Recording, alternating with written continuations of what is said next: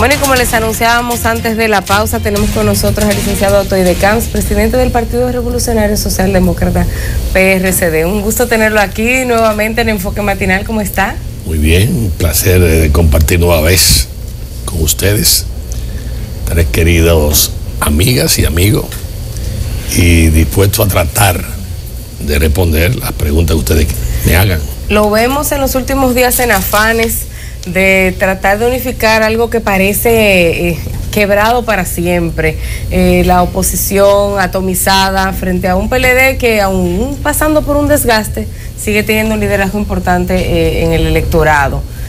¿Qué está pasando? ¿Cómo va el resultado de esas gestiones? Me has hecho muy correctamente la pregunta.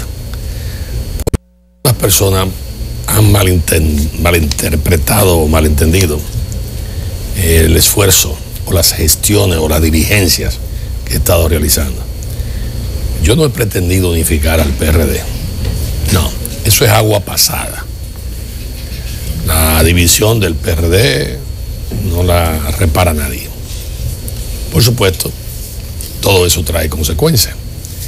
Lo que sí yo he tratado es de hacerle entender, a propósito de empresarios que ustedes al inicio del programa estaban hablando, es que a amigos empresarios que son dirigentes políticos, como es el caso de Luis Abinader, de Miguel Vargas Maldonado y de Hipólito Mejía, entiendan que solo no van a ganar, que solo no van a ninguna parte, que solo, sencilla y llanamente, están auspiciando la victoria o la permanencia del PLD en el gobierno. Llámese como se llame, corriente Danilo, corriente Leonel, corriente lo que fuere. ¿Por qué? Por razones elementales. Si usted busca las matemáticas, después que el Partido Reformista, en clara alianza con el PLD, burló el acuerdo con clara alianza del PLD del 40% que iba a ser el sistema de balotaje de la segunda vuelta, obviamente se hizo con toda la mala fe de impedir la victoria de José Francisco Peña Gómez. Se llegó a 50+1. Y llegaron a un 50+1. ¿Cuándo el PRD ha sacado 50+1? Con Antonio Guzmán, lo sacó con Salvador Jorge Blanco. No lo sacó con Hipólito Mejía. Hipólito Mejía sacó un 49.5, creo que fue. Y Peña Gómez, y quien habla, habíamos establecido una comunicación con el doctor Balaguer y habíamos llegado a un acuerdo del desacuerdo, mediante el cual el doctor Balaguer acordaba ir independiente, que era mortal para el PLD. Pero el doctor Balaguer estaba disgustado con el PLD, muy disgustado, y aunque lo había apoyado totalmente. Entonces, el doctor Balaguer, cuando fijó esa posición y demás, y el PLD resultó derrotado por 49.5, cuando llegó el PLD a pedirle al doctor Balaguer que impugnara, el doctor Balaguer dijo: eso no tiene sentido, esa impugnación. Someter el país a una segunda vuelta. Ese señor ganó. Y los PLDistas se fueron a línea de grito. ¿Han entendido esos tres actores que usted mencionó ese tema? No, déjate decir, María Isabel. Entonces, cuando tú sumas eso, tú analizas las victorias del PRD o la cantidad de votos del PRD. La cantidad del voto del PRD es verdad que lo colocó en un partido mayoritario, pero no en partido que decidiera. ¿Por qué? Porque los grupos satélites que adquirió, algunos mediante compra, otros mediante alpiste persuasivo, y otros tal vez por razones muy lógicas de simpatías.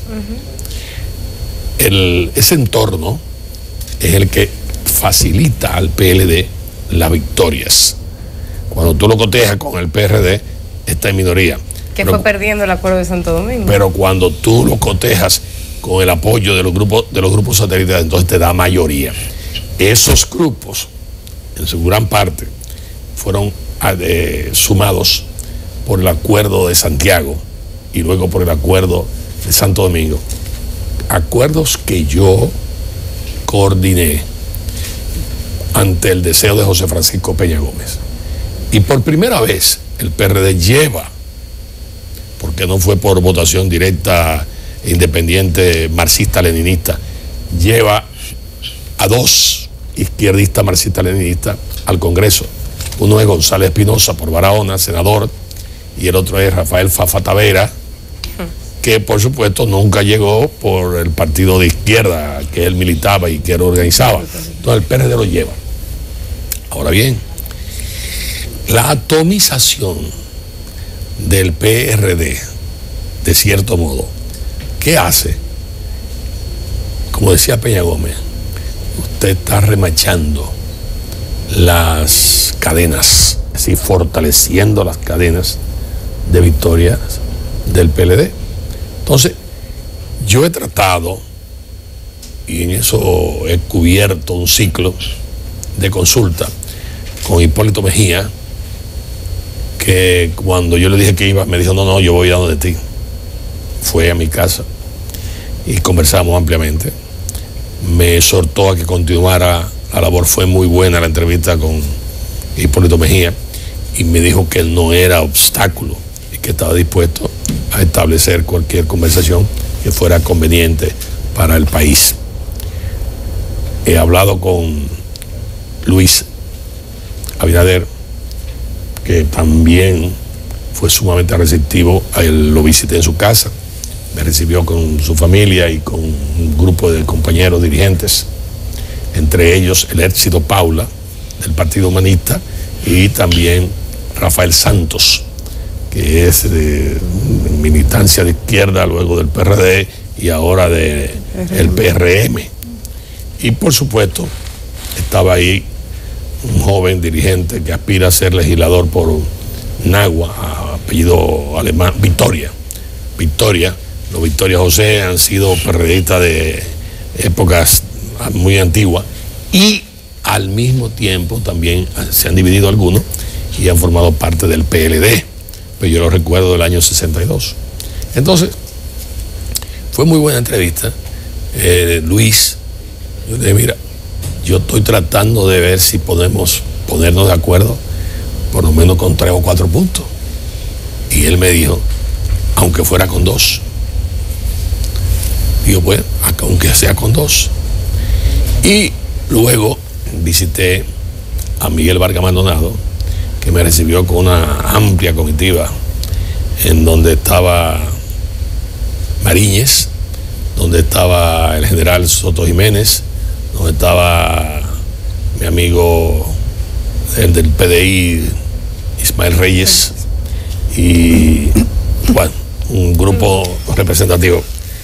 La conversación con Miguel fue también muy abierta, muy buena. Digo, vamos a estar claros también, no por el caso de Miguel. Ninguno de ellos me puede hacer musaraña, porque yo conozco el PRD más que ellos, más que los 3. Entonces, excusando las inmodestias en ese sentido. Pero yo estoy cubriendo un ciclo. ¿Por qué? Porque la gente no te deja tranquila. Y tú vas a dejar que se destruya la oposición y demás. Entonces, cuando tú dices, bueno, pero vamos a hacer esto sin el PRD o sin lo que fue el PRD, para decirlo de modo más claro. La izquierda marxista no es capaz de catalizar una unidad. Claro, hay gente muy importante a la que yo voy a visitar, por ejemplo, el lunes. Yo pretendo visitar a mi amigo de Puerto Plata, a Max Puy, mi amigo de Puerto Plata, hijo de un gran doctor que fue candidato vicepresidencial de Unión Cívica Nacional, compañero de Viriato Fiallo, una persona muy honorable, y más Puig, que además es una persona capaz y milita a la izquierda y fue funcionario de Leonel Fernández Reina y demás. Y estoy contactando a Moreno y estoy contactando al que tenga que contactar y al que tenga que visitar. Pero eso no es la convergencia. Y bueno, ¿qué convergencia? La que se propuso. Pero no hay ninguna convergencia. Hay. Y entonces pero mi amor, eso es de boca. ¿Con quién está aliado Max Puig? ¿Con quién está aliado Moreno? No, ¿Con ni quién está Guillermo aliado Moreno ni Max Puig están en esa ¿Con quién convergencia. está aliado el PRD? Pero el PRM y los otros grupos minoritarios también, hay otros grupos minoritarios sí están dentro de la convergencia. Dime tres. Por ejemplo, que no te duele el cerebro. No te duele el cerebro. El movimiento Fidel Santana, que estaba antes con el Falpo. Hay un grupo que está tratando de hacer una especie de unidad. ¿Usted ve algunas expectativas luego de estas visitas, de estos encuentros? Miguel sale con un planteamiento de la convergencia de la esperanza. Yo le digo, Miguel, ¿cuáles son los partidos? Pero sí, son grupos pequeños. Le pregunto a Hipólito y le pregunto a Luis, ¿y cuáles son los partidos? Tienen el partido Manito. Nos da la impresión, licenciado de que estamos en un momento histórico en el cual posiblemente veamos la sepultura de un partido que fue una mística del profesor Bosch, de Moncastillo, esa gente que vino, estando en el exterior, formó el PRD. Y cuando se cuenta... Moncastillo no es el mejor ejemplo. No. Porque Moncastillo formó tienda aparte seguido. Ok. En ese inicio de la democracia post-dictadura que el profesor Bosch sembró en la República Dominicana, esa gente que vive siendo y muere siendo PRDista, y sin embargo los dirigentes en la cabeza no se ponen de acuerdo. Posiblemente cuando vengan las elecciones, la base del PRD, si esa nucleación de piense que está la ideología de lo que fue el PRD. Sin embargo, hay 3 o 4 PRD diferentes. Así es. Cuando se cuenten los votos de Miguel Vargas, que conservó la franquicia por X o R razón, y llegue a un 5, un 6%, un 8%, siendo ellos incapaces de anuclearse, porque parece que el objetivo no es sacar al PLD del gobierno, sino ellos seguir haciendo su vida independientemente y posiblemente algunos haciendo negocio de la política. Cuando se cuenten los votos, ¿de qué tamaño va a quedar el PRD posiblemente? Va a ser reducido, por ejemplo. Y yo entiendo que el PRD y los partidos que se han formado como disidentes no sacan un senador en todo el país. Me podrán decir, sí, en tal provincia, que me lo demuestren. No sacan un senador. Segundo, ellos tienen una proporción de diputados. Yo creo que en una situación de elecciones, en las circunstancias actuales, se reduce a menos de la mitad de lo actual. A menos de la mitad de lo actual. En relación con los síndicos y regidores, se reduce a menos de la mitad de lo actual también. Y yo se lo he dicho a ellos directamente y lo he dicho públicamente. La historia de la humanidad recoge muchos que advirtieron situaciones y empiezan con la fábula de Sopo y Samaniego, que viene el león, que viene el lobo, que viene el que sé yo qué, hasta que llegó el lobo y demás. Ya el lobo está aquí. No hay ninguna razón para que el PLD haya quedado convertido en lo que es, con sus excepciones, que es un centro económico que supera a los comerciantes poderosos que este país ha tenido. Ahí hay PLDistas que llegaron sin un centavo y que hoy desafían a Pepín Corripio y hasta Lovicini, por mencionar 2 figuras emblemáticas del poder económico de este país.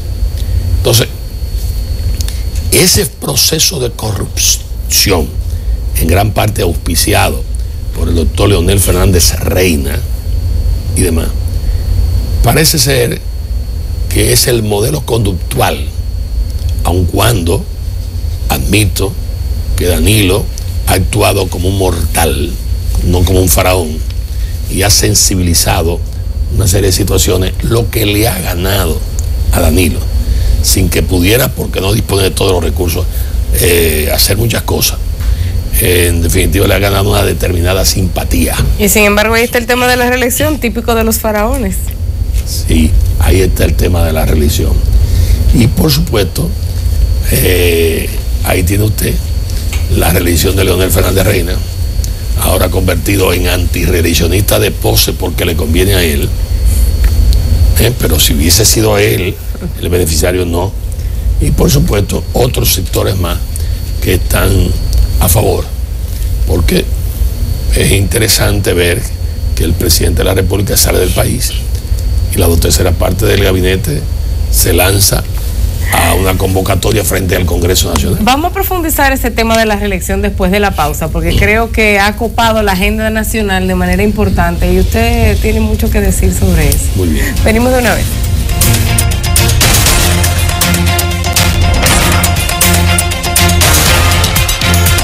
Seguimos conversando con Atoide Camps, presidente del PRCD. Hablábamos antes de la pausa que vuelve el eterno tema de la reelección, instaurado en la agenda pública, con marcha multitudinaria frente al Congreso incluida. ¿Cómo ve este proceso en esta ocasión?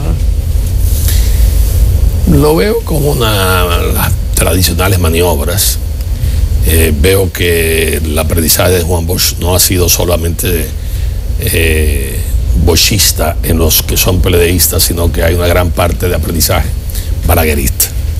Por ejemplo, el laissez-faire, le pasé, el dejar hacer, dejar pasar, era propio de Joaquín Balaguer, para que se deteriorara la cosa y entonces venían después de las colas inmensas, bueno, vamos a subir el combustible.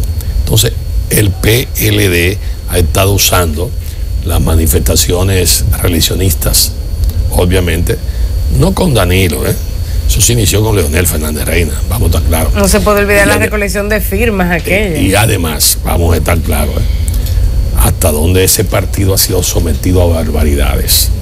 Porque de la noche a la mañana te pone una de primera vicepresidenta de la República, una distinguida señora que finalmente no tiene los méritos en el PLD, y mucho menos, sino la condición sencilla, hasta cierto grado, o lo difícil, si se quiere, de ser consorte, de ser esposa de un presidente de la República, como en el caso de doña Margarita, a quien le tengo profundo respeto, pero que en definitiva sé que hay elementos, obviamente, con méritos sobrados y que lo han castrado totalmente y lo han convertido en eunucos prácticamente del PLD, lo que no es correcto.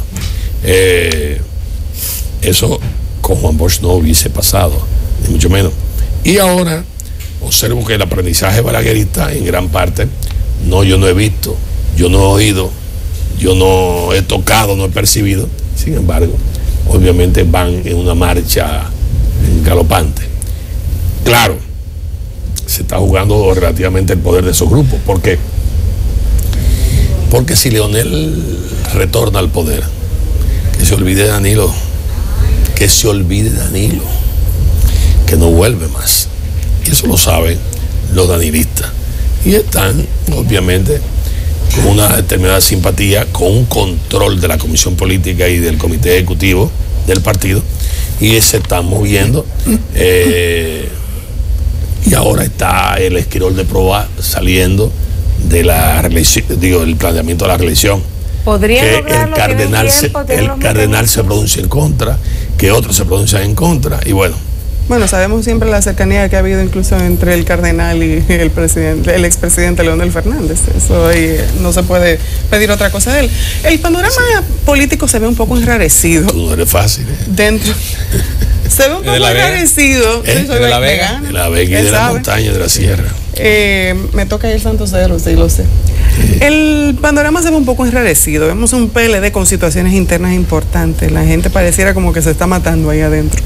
Vemos un partido revolucionario moderno que también tiene sus situaciones internas con dos cabezas visibles y peleando por ser presidenciables.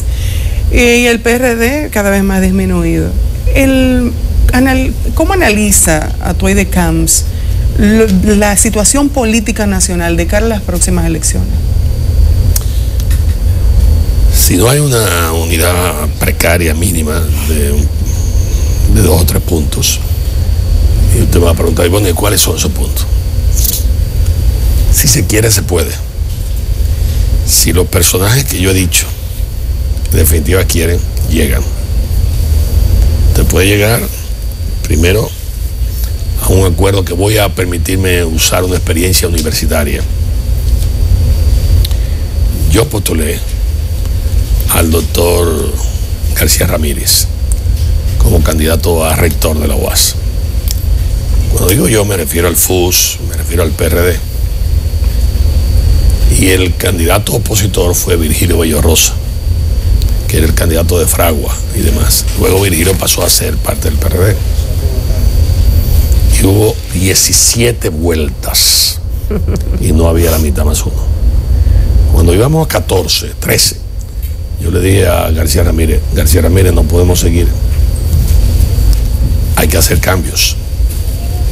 Dame un chance. Vino la 14, lo mismo, vino la 15, insistía, hasta 17.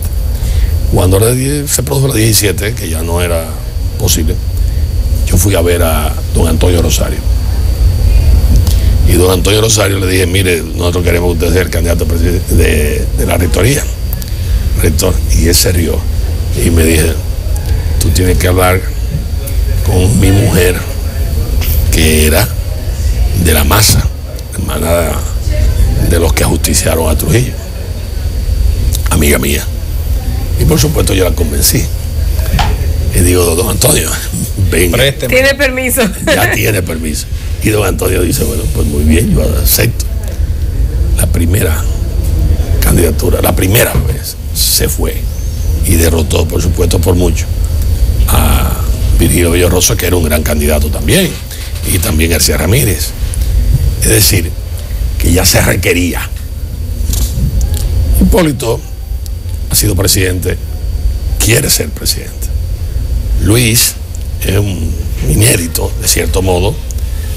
Su padre ha sido funcionario de gobierno y universitario y quiere ser presidente. Miguel ha sido funcionario de gobierno en la CAS y en obras públicas y quiere ser presidente. Y lo ha intentado. Y lo ha intentado. Todos tienen derecho y hay otros que debían también tener más derechos o derechos iguales.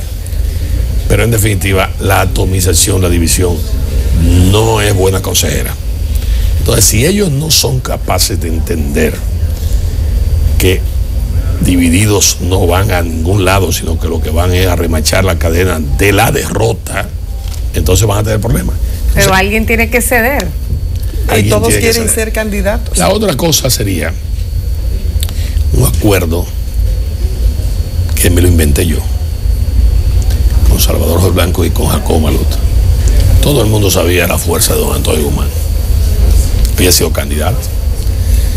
A raíz de las agresiones que se produjeron en Constanza y que se produjeron en Limón del Yuna, en la represalia que hizo Joaquín Balaguer, nosotros en el 74 decidimos abstenernos, que hubiéramos ganado. Y ahí apareció un partido que se prestó al juego del doctor Joaquín Balaguer, Luis Homero Lajara Burgos. El PDP. Exactamente, todo el país lo recuerda. ¿Qué hicimos nosotros? En este caso, cuando montamos el grupo de Salvador Blanco, llegamos a un arreglo con Jacobo Malota, mediante el cual el que quedara en tercer lugar iba a apoyar al que quedara en segundo lugar. Los votos de Magluta y los votos de Salvador sumados derrotaban a don Antonio. Es como se evidenció en los resultados electorales. No sumados no lo derrotaba. Pero Magluta, que después que firmó, que en paz descanse, llegó al acuerdo con don Antonio de respaldar a don Antonio, entonces produjo una mayoría en la que Salvador Jorge Blanco quedó en minoría. Luego vino la presidencia del PRD para Salvador Jorge Blanco. Ahora bien, ¿puede repetirse un acuerdo de esta naturaleza? La atomización no significa que no haya votos. Y la atomización no significa que no haya una segunda vuelta, porque pudiera generar una segunda vuelta. En el caso hipotético de que no lleguemos a un arreglo, un acuerdo, sobre la base de ceder, de conceder por la unidad del país, entonces perfectamente se puede llegar a un arreglo que el que quede en tercer lugar para una segunda vuelta, o los que queden en cuarto, quinto y sexto, apoyen al que quede en segundo lugar. Se puede perfectamente llegar a ese arreglo. Y entonces, tal vez esa quiniela, ese billete, pudiera funcionar. Siempre y cuando haya una segunda vuelta. Siempre y cuando, como tú manifiestas, haya una segunda vuelta. Efectivamente. Claro, hay mucha expectativa a ver de lo que va a pasar en el PLD. Precisamente sobre eso, licenciado Decán. Guerrero, no va a pasar nada en el PLD, porque si pasa, obviamente, el espíritu de cuerpo con una alianza de la oposición fuerte actuaría y se unificaría. Pero mientras tanto, el PLD está jugando en un terreno casi solo. Es decir, tienen que pelear entre ellos, no tienen con quién pelear. Exactamente. Tienen el bate, tienen el guante, tienen de todo y tienen los ampallas a su favor. Lo que hemos visto campaña electoral, por ejemplo, en Canachapetón, con la alianza de la avanzada electoral como grupo externo que nació, grupo externo primario al PRD, que fue la fuerza externa que se sumó a los votos que le faltaban posiblemente. Fue un invento de Salvador Blanco. Entonces, y ahí puso un ejercicio, a don Antonio Rosario, a Rafael Solano y a José Michelén. Un ejercicio político barrial en el cual el tigueraje y el precio de cada voto ha influenciado en las decisiones de quiénes van a ser los candidatos electos en un nivel.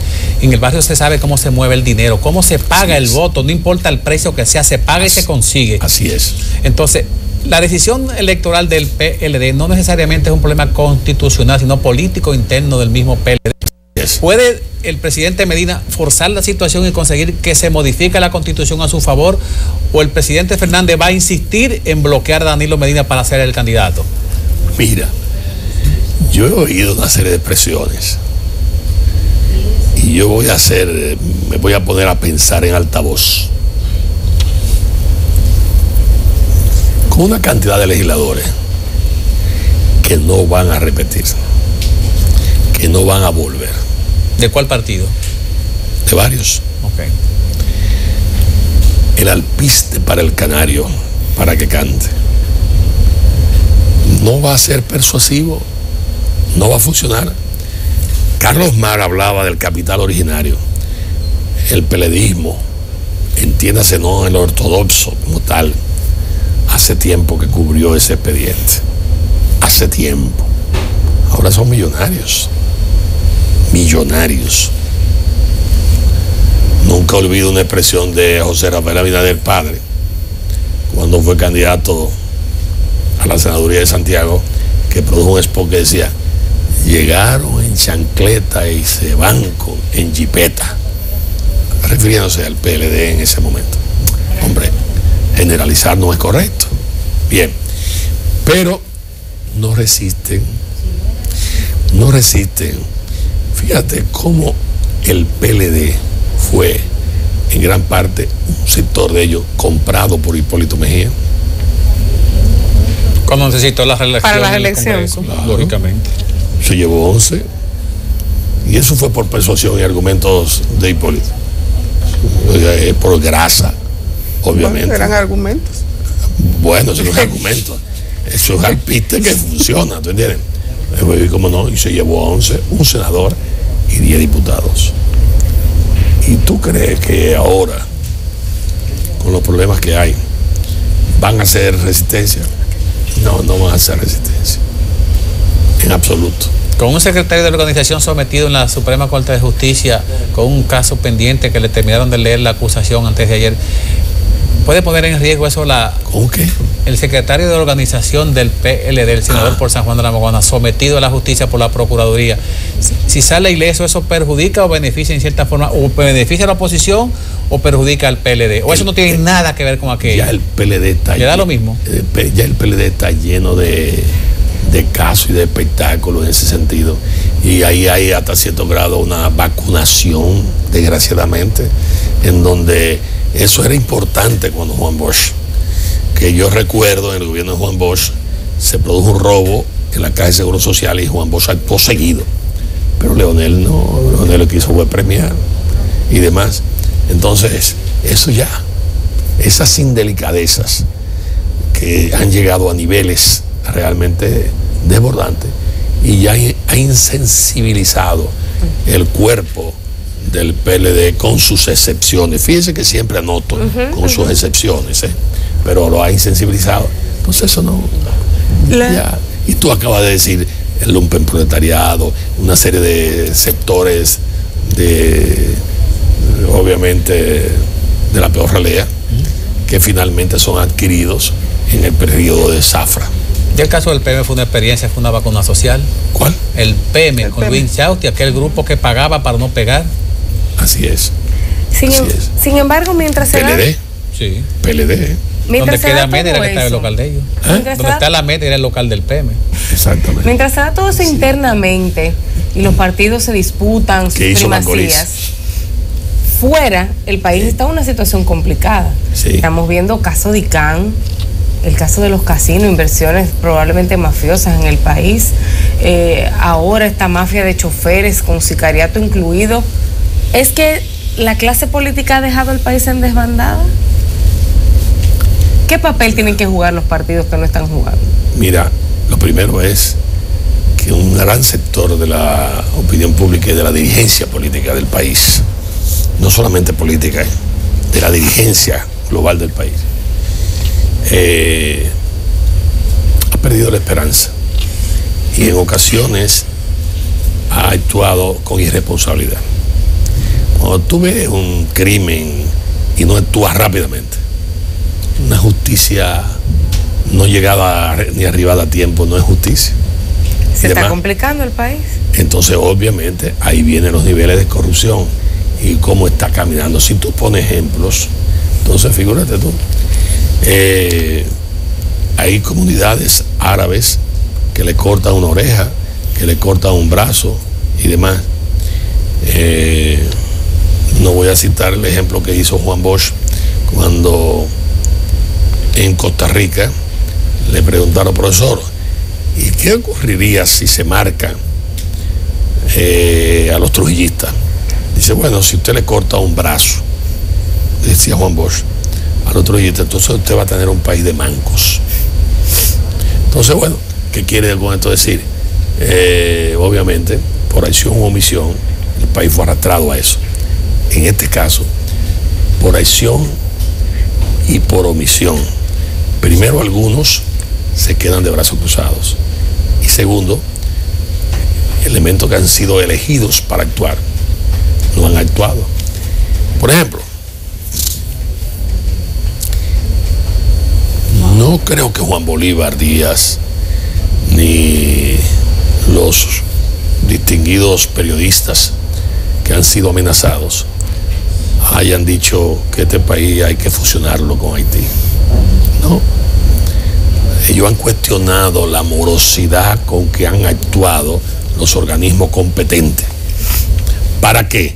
Para aclarar y dejar esclarecido el tema de la militancia, de la residencia y de la legitimidad. Y la nacionalidad. De la nacionalidad del extranjero nacido aquí, con residencia.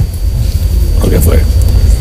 Pero bueno, tú te metes en las redes sociales y te encuentras con un señor que es médico, que dice que hay que matar a Juan Bolívar. Que hay que matar a Juan Bolívar. Y se va a leer fotografiado y todo. Sí. Y demás. No, si el jefe de la policía viera las redes sociales, yo creo que tuviera una buena parte de la gente que... Un ministerio público ineficaz, inexistente. Entonces, efectivamente, tú tienes una serie de situaciones. Bueno, no es que sea inexistente, no, corrompido con sus excepciones también. ¿Por qué? Porque no fueron inexistentes los del DICAN. Fueron colaboradores. Y por supuesto, ha llegado a niveles y ha tocado fondo de cierta forma, que obviamente es un gran repudio nacional. Pero bueno, vamos a la Universidad de Santo Domingo.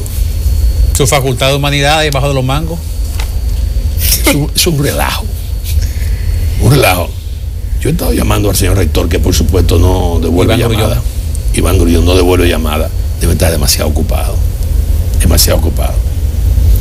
Pero es una lástima, porque Iván, que en algún momento trabajamos juntos y que yo le tengo aprecio, no debió, bajo ningún concepto, haber permitido abrir clases sin haber previsto. Sin tener aulas. Exactamente. Entonces eso se cae de la mata. Y si usted tiene esa cosa, bajo la mata están. Aproveche entonces ahora el clima fresco y meta una casa de campañas, pídaselo aunque sea al ejército. Bueno, se avecinan lluvias, yo no creo que vayan a poder ni con casa de campaña. Debemos terminar la entrevista, pero yo no lo puedo dejar ir sin hablar sobre, que me diga algo sobre la ley de partidos. ¿Se piensa que es la solución a la situación política que se vive en la República Dominicana? ¿Qué piensa Atoy de Camus? Que ese es un gran relajo, la ley de partidos. Pero un gran relajo. En gran parte preparado por relajadores y gente que le miente al país. Mira, ahí se aprobó lo del diputado nacional. ¿Para qué es el diputado nacional? Para que los partidos emergentes que suman una cantidad de votos, por ejemplo, nosotros sumamos más de 60,000, pero no tenemos.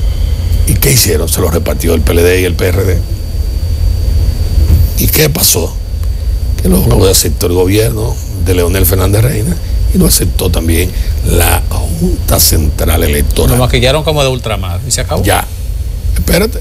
Entonces tú tienes ahora una serie de diputados nacionales que en definitiva son falsos, o bueno, mejor dicho, son reales, pero son ilegítimos. ¿Por qué? Porque la interpretación de la ley es totalmente viciosa. ¿Por qué no ha pasado eso? Porque no le conviene al PLD. ¿Por qué no le conviene al PLD? Porque los partidos que de un modo u otro son satélites del PLD resultan lesionados. Partidos pequeños que de un modo u otro resultan lesionados. Entonces tú ves la pasividad de nosotros, porque en definitiva sabemos que ellos no tienen vocación de suicidio. Nada. Entonces la transparencia hace tiempo que voló. Hay derecho para usted gastar los millones que gasta en una cédula y anularla sempiternamente. Pero ven acá, haga que usted utilice mecanismos de presión, como no, para agilizar el procedimiento. Yo lo entiendo, pero ven acá, esto no puede ser. ¿Hasta dónde estamos llegando?